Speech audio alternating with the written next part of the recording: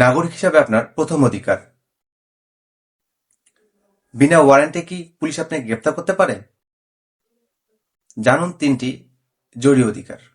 আজকে আমরা তিনটি বিষয় জানতে পারবো। ১ নাম্বার, কখন ওয়ারেন্ট লাগবে না। ২ নাম্বার, ওয়ারেন্ট দেখার অধিকার।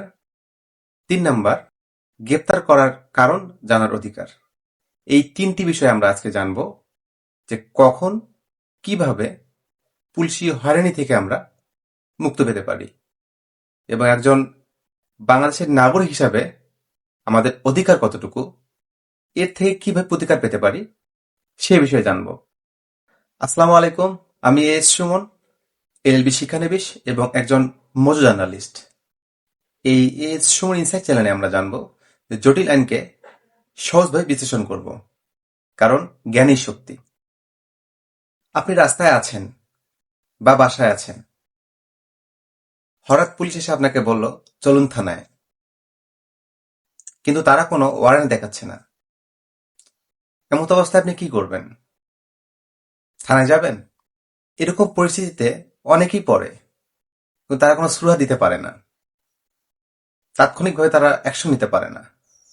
কিন্তু একজন নাগরিক হিসাবে আপনার করণীয় কি, আইন কি বলে এবং আপনার সাংবিধানিক অধিকার কি, আমরা এই বিষয় নিয়ে জানব।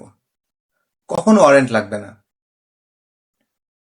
সংবিধানের ৫৪ নম্বর ধারায় স্পষ্ট বলা আছে, শুধুমাত্র গুরুতর অপরাধ এবং চুরির সন্দেহ ছাড়া পুলিশ আপনাকে বিনা ওয়ারেন্টে গ্রেপ্তার করতে পারবে। আর যদি সন্দেহ না থাকে, তাহলে ওয়ারেন্ট দেখতে চাওয়াটা আপনার অধিকার। ওয়ারেন্ট দেখতে চাওয়ার অধিকার। ধরুন পুলিশ আপনাকে গ্রেপ্তার করলো এবং তার কাছে এভিডেন্স আছে এবং পুলিশ তার ওয়ারেন্ট নিয়ে আসলো। এমত অবস্থায় আপনি তারপরেও বাংলাদেশ সংবিধানের বা একজন সুনাগরিক হিসাবে আপনি ওয়ারেন্ট দেখা আপনার অধিকার, কারণ ওয়ারেন্টে আপনার নাম থাকতে হবে এবং চার্জের স্পষ্ট উল্লেখ থাকতে হবে যে কি কারণে আপনাকে গ্রেপ্তার দেখানো হলো। পয়েন্ট ৩, গ্রেপ্তারের কারণ জানার অধিকার। পুলিশ আপনাকে গ্রেপ্তার করার পর ২৪ ঘন্টার মধ্যে ম্যাজিস্ট্রেট আদালতে পেশ করতে হবে।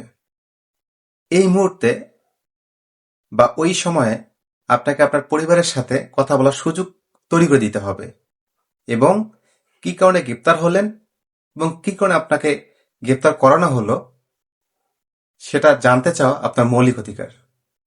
এটা আমাদের মহামান্বিত বাংলাদেশ সংবিধানের ৬১ নম্বর ধারা স্পষ্ট করে উল্লেখ রয়েছে যে আপনি কিভাবে বা কেন, কি জন্য আপনাকে গ্রেপ্তার করা হলো এই বিষয়ে জানার জন্য। মনে রাখবেন, সচেতনতাই আপনাকে সুরক্ষিত রাখবে।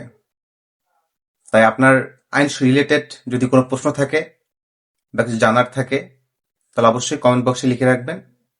পরবর্তী ভিডিওতে আমি সাধ্যমতো চেষ্টা করব সেটার উত্তর দেওয়ার জন্য। আইন ও সমাজের সত্য জানতে সুমন ইনসাইট চ্যানেল সাবস্ক্রাইব করুন এবং ফেসবুক পেজ থেকে দেখলে অবশ্যই লাইক, কমেন্ট, ফলো করতে ভুলবেন না। আপনাদের উৎসাহ বাড়বে আমাকে সামনে ভালো কিছু করার জন্য। ভালো থাকুন, নিরাপদে থাকুন। আসসালামু আলাইকুম।